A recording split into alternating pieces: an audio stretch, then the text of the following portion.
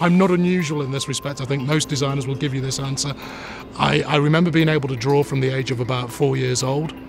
Started out drawing my favourite cartoon characters and then very quickly started designing my own cars. So I come from Stoke-on-Trent, which is where Rolls-Royce is based, just outside there. So I started out designing my own Rolls-Royces, a kid drawing cars. I think it's a typical story for designers. I found out that you could study car design as a degree course at Coventry. I didn't know about that until about a year before I went on the course, and that got me the qualification. So therefore, once I was qualified, I went into the industry. My first job was for London Taxis International, so I worked on the design that replaced the black cab. And then I went into consultancy. Before I came to Jaguar, I worked at Rolls-Royce and Bentley working on the exteriors of what was the Arnage and Seraph at the time.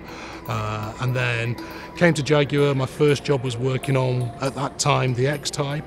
And then Ian Callum joined the company as design director. And Ian very kindly seconded me to Aston Martin. So then I worked on the DB9 and the Vantage with Ian at Aston Martin. And then I came back to Jaguar just as they were starting the XF program. So then I worked as chief designer on that program. And these days my job is guiding the production studio team in delivering the cars and delivering the vision that Ian has for Jaguars. I've been in the car industry for 20 years and I've been with Jaguar for coming up to 15 this year. I just thought it would be brilliant if we could design a sports car that would be the poster on teenage boys and girls' walls, and it would be something they'd aspire to, maybe one day they would buy. So it was designing, the best possible sports car that Jaguar could do, and it would be something that would be aspirational. So the car's very pure, very well proportioned, very restrained in its surface detailing. And I think that's actually, as I say, what gives a car the potential to become a future collector vehicle because it has longevity.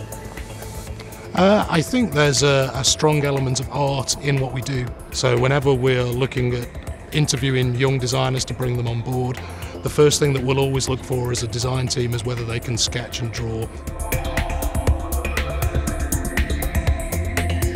How we design a car is essentially we start with a pen or pencil and paper, and the entire design team that's working on the project will submit sketches of the cars and we'll put them up on a big wall in the studio, have a review with Ian Callum and myself and the team, and we'll pick certain sketches that we like.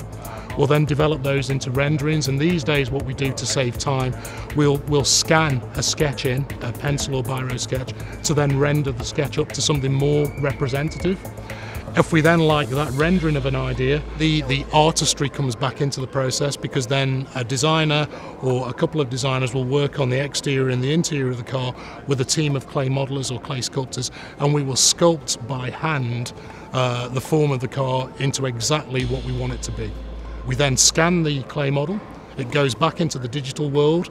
We then surface it so that we can produce production tools from it. We recut another model of it so that we can see that what we've done up in the digital world actually looks good in 3 dimensions. And that's pretty much the design process in a nutshell. The process of delivering a car to production is about 4 years typically. We normally stop the creative design part at about 2 years. So, we're already working on stuff that's 4 years away. These days, the toughest challenge we face as car designers is meeting all of the legislative requirements that you need for a volume production car. And these days it's very much focused about not only keeping the passenger and driver of the vehicle safe, but also pedestrian safety.